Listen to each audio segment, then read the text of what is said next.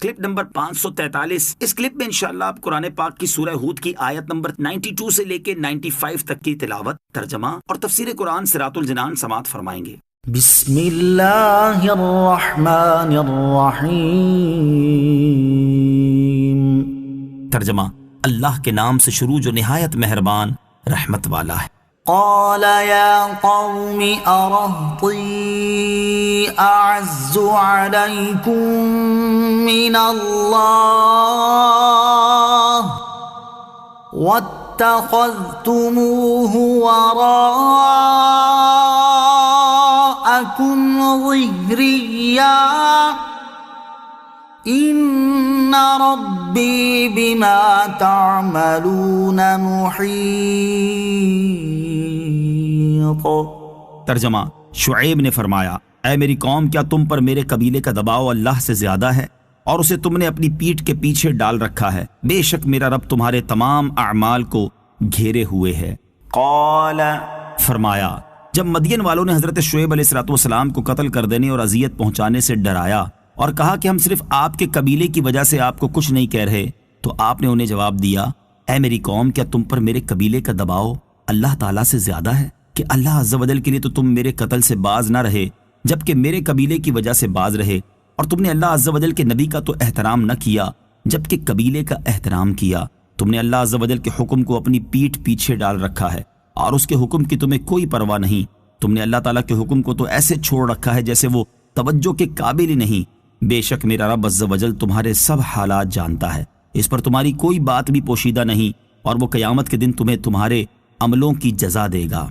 وَيَا قَوْمِ اعْمَلُوا عَلَى مَكَانَتِكُمْ إِنِّي عَامِلٌ سَوْفَ تَعْلَمُونَ مَنْ يَأْتِيهِ عَذَابٌ يُخْزِيهِ وَمَنْ هُوَ كَاذِبٌ وَارْتَقِبُوا إِنِّي مَعَكُمْ رَقِيبٌ۔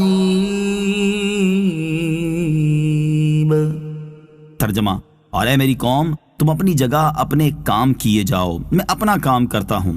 ان قریب تم جان جاؤ گے کہ رسوا کر دینے والا عذاب کس پر آتا ہے اور کون جھوٹا ہے، اور تم انتظار کرو کہ میں بھی تمہارے ساتھ انتظار میں ہوں۔ وَيَا قَوْمِ، اور اے میری قوم، یعنی جو برے اعمال کرنا اور مجھے شر پہنچانا تمہارے بس میں ہے تم وہ کرتے جاؤ، اور جن اعمال کی اللہ تعالیٰ نے مجھے توفیق عطا کی ہے میں وہ کرتا رہتا ہوں۔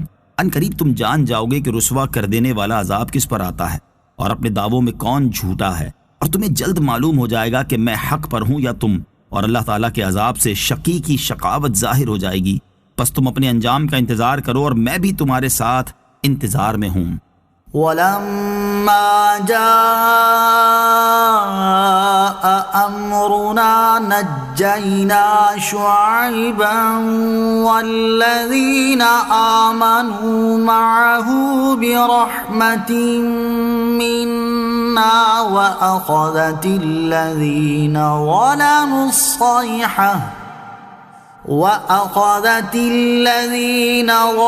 الصَّيْحَةُ فَأَصْبَحُوا فِي دِيَارِهِمْ جَاثِمِينَ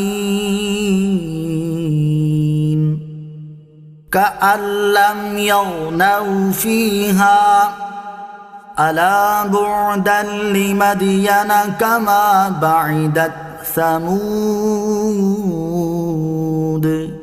ترجمہ، اور جب ہمارا حکم آیا تو ہم نے شعیب اور اس کے ساتھ کے مسلمانوں کو اپنی رحمت سے بچا لیا، اور ظالموں کو خوفناک چیخ نے پکڑ لیا تو وہ صبح کے وقت اپنے گھروں میں گھٹنوں کے بل پڑے رہ گئے، گویا وہ کبھی وہاں رہتے ہی نہ تھے۔ خبردار دور ہوں مدین والے جیسے قوم ثمود دور ہوئی۔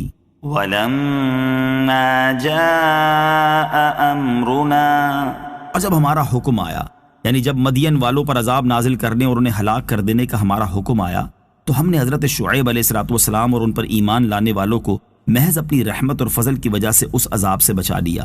اس میں اس بات کی طرف اشارہ ہے کہ بندے کو جو بھی نعمت ملتی ہے وہ اللہ تعالیٰ کے فضل اور اس کی رحمت سے ملتی ہے۔ آیت میں مذکور رحمت سے ایمان اور تمام نیک اعمال بھی مراد ہو سکتے ہیں، اور یہ بھی اللہ تعالیٰ کی توفیق ہی سے نصیب ہوتے ہیں۔ وَأَخَذَتِ الَّذِينَ ظَلَمُوا الصَّيْحَةُ، اور ظالموں کو خوفناک چیخ نے پکڑ لیا۔ اس میں مدین والوں پر نازل ہونے والے عذاب کی کیفیت کا بیان ہے۔ یاد رہے کہ قرآن مجید میں مدین والوں پر آنے والے عذاب کی کیفیت دو طرح سے بیان کی گئی ہے۔ سورہ اعراف میں یہ کیفیت اس طرح بیان ہوئی، فَأَخَذَتْهُمُ الرَّجْفَةُ فَأَصْبَحُوا فِي دَارِهِمْ جَاثِمِينَ۔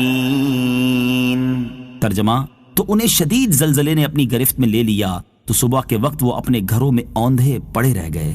اور اس آیت میں اس طرح بیان ہوئی کہ ظالموں کو خوفناک چیخ نے پکڑ لیا تو وہ صبح کے وقت اپنے گھروں میں گھٹنوں کے بل پڑے رہ گئے۔ ان دونوں کیفیتوں کے بارے میں تفسیر ابو سعود میں ہے، ممکن ہے کہ زلزلے کی ابتدا اس چیخ سے ہوئی ہو، اس لیے کسی جگہ جیسے سورہ ہود میں ہلاکت کی نسبت سبب قریب یعنی خوفناک چیخ کی طرف کی گئی، اور دوسری جگہ جیسے سورہ اعراف کی اس آیت میں سبب بعید یعنی زلزلے کی طرف کی گئی۔